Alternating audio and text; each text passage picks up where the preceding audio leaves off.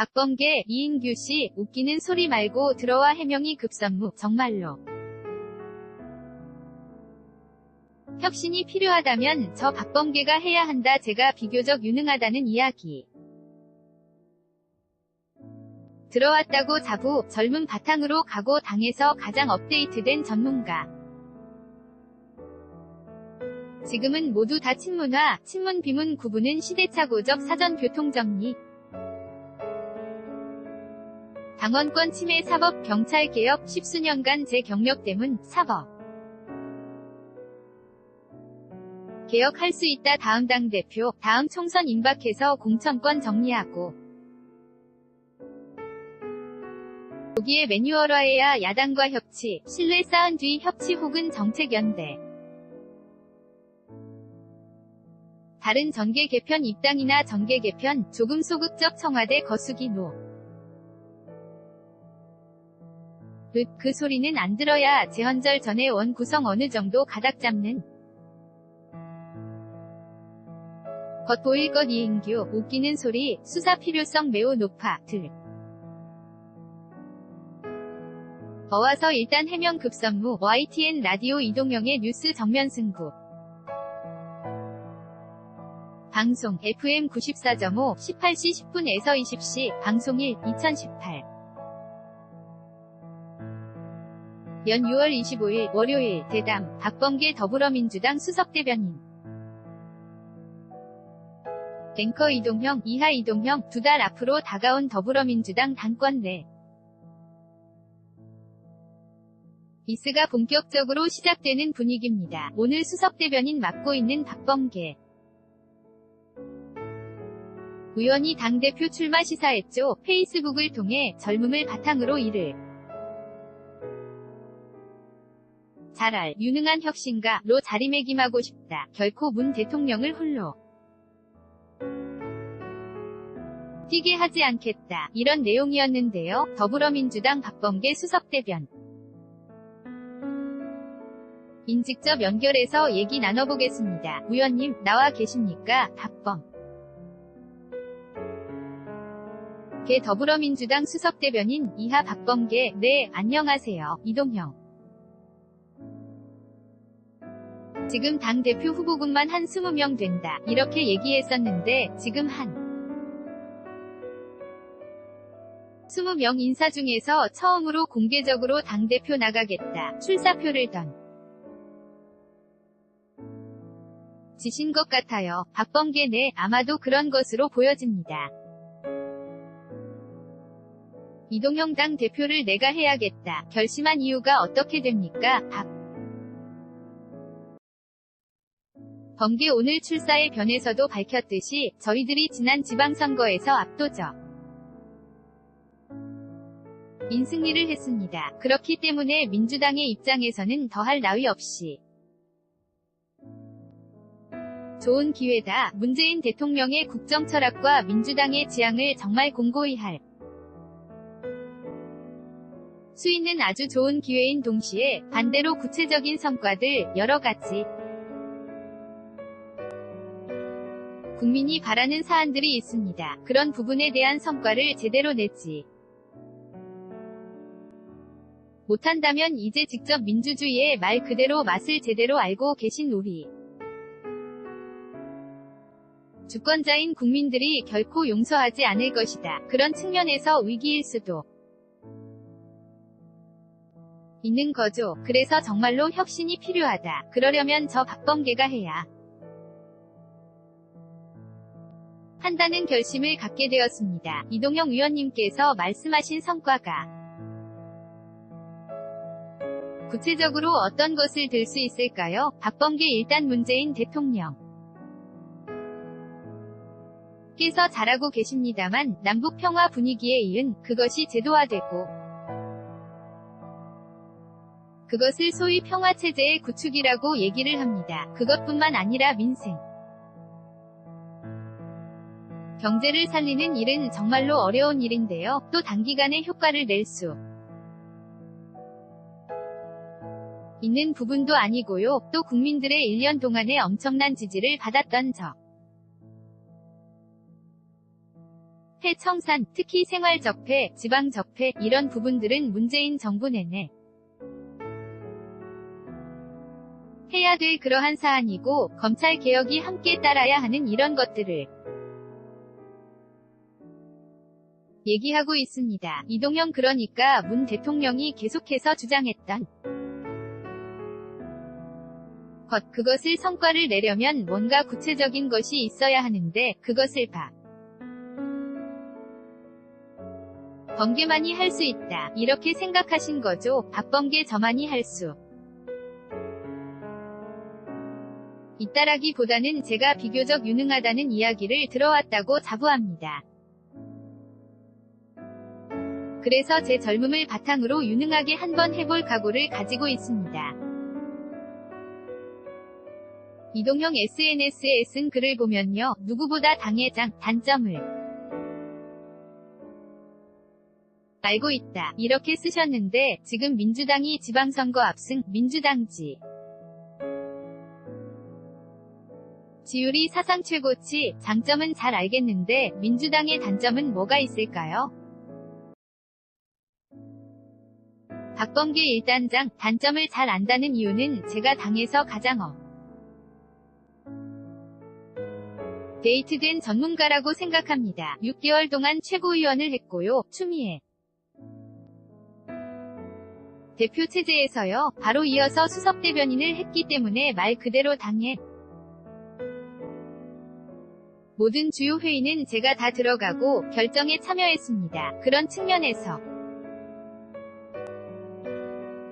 당의 사정을 소상히 알고 있는데요. 단점이라 하면 우리 당에서 구체적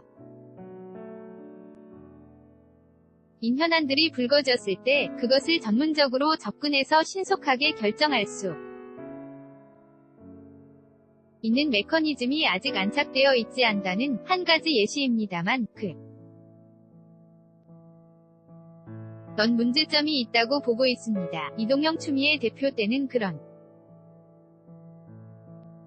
것을 잘 못했나 보죠. 박범계 아이고 그렇게 얘기하시면 안 되고 조금 더 발전하자는 뜻인 거죠. 이동영 또 이런 말씀도 하셨어. 아무런 변수와 돌풍 없는 그저 그런 전당대회야말로 국민과 당원에 대한 예의가 아니다. 그러면 변수와 돌풍, 박범계 의원의 출마가 이 변수 와 돌풍이 된다. 이렇게 보면 되는 겁니까? 박범계 네, 정확한 말 씀입니다. 아무래도 제가 재선위원이고 지금 거론되는 분들은 별처럼 빛나 는 대선배님들이신데요. 그러나 제가 가지고 있는 전문성, 제가 오랫동안 천착했던 문제의식, 검찰개혁, 적폐청산 이런 것들을 생각한다면 이 전당대회에서 도드라지는 경주를 한다면 그것 자체가 우리 당의 굉장히 중요한 변화의 혁신의 한 단면이라고 생각합니다. 이동형 그런데 지금 대부분의 언론이 이번 민주당의 당권 경쟁은 친문이냐 비문이냐 주류냐 비주류냐 이걸로 쓰고 있더라고요. 이것에 대해서 어떻게 생각하세요? 박범계 동의하기 조금 어렵습니다. 아시다시피 촛불혁명은 온 국민이 참여해서 부패한 권력을 권저로부터 끌어내렸습니다. 합법적으로요. 정말 유혈혁명이 아니라 말 그대로 무혈, 명예혁명이었습니다. 그 속에 서 문재인 정부가 탄생했습니다. 그리고 지난 1년 동안 과거의 도식적 미의 보수니 진보니 그런 이분법이 아닌 전 국민의 열화와 같은 지지 와 성원을 받았습니다. 이번 지방선거 역시 마찬가지고요. 그러니까 지금은 모두 다 친문입니다. 또 친문화해야 합니다. 이것은 무조건적인 대통령에 대한 지지와 성원이라는 측면이 아니고요. 지금 국민들이 대통령을 지지하고 있고 성원을 보내고 있습니다. 과거의 대통령과 조금 더 가까웠던 분, 혹 은 또 과거의 어떤 언행으로 인해서 조금 멀리 계셨던 분, 이것을 구분하 는 것 자체가 저는 시대착오적인 것 아닌가 생각하고 있습니다. 이동 형 모두가 친문이라는 말은 동의하는 측면이 있습니다만 어쨌든 당원들이 투표로 결정하는 것 아니겠습니까? 그런데 친문 후보들이 워낙 많다 보니 그렇다면 교통정리가 있어야 하지 않느냐 그런 지적이 있어서 여쭤봤 거든요. 박범계 당대표 전당대회에서 뽑히는 과정은 아직까지 컷오프 과정이 있고요. 마지막에 3명으로 압축해서 전 당원이 참여해서 결정을 합니다. 그 과정이 곧 단일화 과정입니다. 그렇다면 만약 사전에 공학적 으로 선수들을 교통정리한다는 것 자체가 당원권을 침해한다고 저는 생각합니다.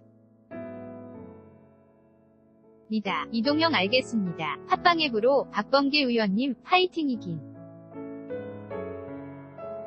한데 판사 출신으로 당대표 되면 사법개혁에 과연 유리할까요? 이런 질문이에요. 박범계 저는 제가 그래도 우리 당의 적폐청산위원장을 맡았을 때 많은 분들이 지지해줬고 성원해주셨습니다. 그 이유는 제가 친정 법조인이기 때문에 법조의 편을 드는 것이 아니고 정말 냉정한 눈으로 엄정한 눈으로 사법개혁과 경찰개혁을 얘기해온 지난 10수년 간의 제 경력 때문이라고 생각합니다. 할 수 있습니다. 이동형지 금 질문 주신 분도 팔은 결국 안으로 굽지 않느냐 이런 걱정 때문에 문 주신 것 같아요. 박범계 전혀 그렇지 않습니다. 이동형 네. 알겠습니다. 그리고 이번 당 대표는 다음 총선에 공천권을 가진다. 이것 때문에 많이들 중요한 선거라고 얘기하는데 지방선거에서도 공천관 연 잡음이 없지 않았습니다. 그리고 지금 민주당의 지지율이 너무 높기 때문에 다들 민주당 간판을 달고 나가려고 할 텐데 공천 관리를 과연 잘 할 수 있겠느냐 이런 지적이 나왔거든요. 박범계 이번 지방선거에 다소간의 잡음이 있었지만 과거 대비 이번 지방선거의 공천권 행사가 비교적 많이 나아지고 개선된 측면이 있었습니다. 저는 다음 총선에는 번 지방선거보다 훨씬 더 진화할 가능성이 높고 말 그대로 위에서 아래로 내리꽂은 그러한 의미의 공천은 거의 발붙이기가 어려울 것이라고 생각합니다. 만약 그러한 시도가 있다면 그것 자체가 저는 국민들로부터 심판받을 가능성이 높다고 생각하고요. 그래서 다음 당 대표는 다음 총선에 해서 공천권을 정리하고 관리하는 것이 아니라 조기에 매뉴얼화해서 신빨리 예견 가능성을 높이는 그러한 공천 관리가 필요하다고 생각합니다. 이동형 하나 더 민감한 질문입니다. 야권 발전개 개편이 있을까는 성이 상당히 큰데 그 이후에 민주당이 과연 1대1 합당은 하지 않겠지만 개인이 들어온다고 노크했을 때 받아들일 수 있는지 아니면 야당과 협치는 할 수 있는지 이 부분이거든요. 박범계 크게 단위가 연정이 있고요. 연정도 대연정, 소연정 있겠습니다만 연정이 있고요. 정책연대 차원의 것이 있고 협치, 이렇게 세 개로 범주를 나눠본다면요. 일단 저희와 함께할 수 있는 신뢰가 형성되는 것이 중요하다고 생각합니다. 그 과정은 아마 정책을 통해서일 것이고 법안을 통과시키는 과정에서일 것입니다. 그러한 신뢰를 쌓은 뒤에 협치, 혹은 정책 연대를 넘어서는 다른 전개 개편도 고려해볼 수 있겠지만 지금은 신뢰 프로세스가 더 중요하다고 생각합니다. 이동형 그러면 신뢰가 회복되면 개별 입당 정도는 받아들일 수 있다. 이렇게 받아들여도 되나요? 박범계 그 시점을 어느 시점으로 잡는 것이 문제인데요. 결국은 정치라는 것은 생물이기 때문에요. 그러나 현재로서는 역시 신뢰가 더 중요하다. 입당이라든지 전개 개편이 라든지 그 부분은 조금 소극적입니다. 이동형 추 대표 같은 경우는 아예 문을 닫았는데 만약에 박범계 위원이 대표가 되면 문은 약간 넣어놓겠다. 이렇게 정리하겠고요. 청취자 질문을 하나 더 갈게요. 박범계 위원님, 만일 당 대표가 되면 당청 간 이견이 생길 경우에 어떻게 하시겠습니까? 박범계 당청 간 이견이 있는 것이 맞고요. 다만 그 이견이라는 것이 전문적 접근을 통해서 정책적 대안으로서 이견이어야지 즉흥적이고 감성적인 그런 이견이 되어서는 안 됩니다. 그래서 결국은 행정부의 수장인 대통령이 취사 선택할 수 있는 여러 개의 정책적 대안 중 하나를 당이 제대로 국민과의 소통을 통해서 전문가를 통해서 시하는 것, 저는 그것이 합리적이고 건강한 이견이라고 생각합니다. 이동형 그런데 야당은 툭하면 지금의 여당은 청와대의 거수기 노릇밖에 하지 않는다. 이렇게 공격한단 말이죠. 박범계 그 소리는 안 들어야 하는 것이 맞겠습니다. 이동형 알겠습니다. 원 구성 협상은 언제부터 시작되는 겁니까? 박범계 협상의 노력은 홍영표 원내대표께서 열심히 하고 있습니다만 저쪽에 전열이 정비가 되고 있지 않기 때문에 난감한 처지인데요. 제가 보기에는 적어도 재헌절 전에는 당장 필요한 국회의장의 선출이라든지 또 원 구성을 어느 정도 가닥을 잡는 것이 보이지 않을까? 그렇게 예측하는데요. 일단 한번 금주 협상 과정을 지켜봐야 할 것 같습니다. 이동형 이인규 전 중수부장 관련해서요. 결국은 이게 노무현 대통령을 도덕적으로 타격 주기 위해서 국정원에서 기획한 것. 이인규 중수부 장 말에 의하면 그렇다는 거잖습니까? 그러면서 밝히면 다칠 사람이 많다. 그런 이야기를 했었는데 이것은 새롭게 수사해서 밝힐 수는 없습니까? 박범계 밝혀야 되는 사안이라고 저는 오래전부터 말씀드렸습니다. 그러니까 지금 하시는 말씀, 이인규 씨가 하는 말씀은 웃기는 소리고요. 국정원에게 논두렁식의 얘기를 계속 전가시키는데 당시에 검찰과 국정원의 관계를 잘 생각해보면 그것은 어느 한쪽으로만 책임을 돌릴 수 없는 것이 고요. 그렇기 때문에 이 부분에 저는 수사 필요성이 매우 높다고 봅니다. 이동형 그렇다면 이인규 전 중수부장이 책임 회피를 하고 있다. 이렇게 봐도 될까요? 박범계 들어와서 일단 해명하는 것이 급선무다. 그렇게 생각합니다. 이동영 의원님, 다음에 다시 한번 전화 연결하게 습니다. 그때까지 컷오프 되지 마시고 잘 견뎌주시길 바랍니다. 박범계. 컷오프 통과하겠습니다. 이동영 네, 알겠습니다. 오늘 인터뷰고 맞습니다. 박범계 네, 감사합니다. 이동영 지금까지 박범계 더 불어민주당 수석대변인이었습니다.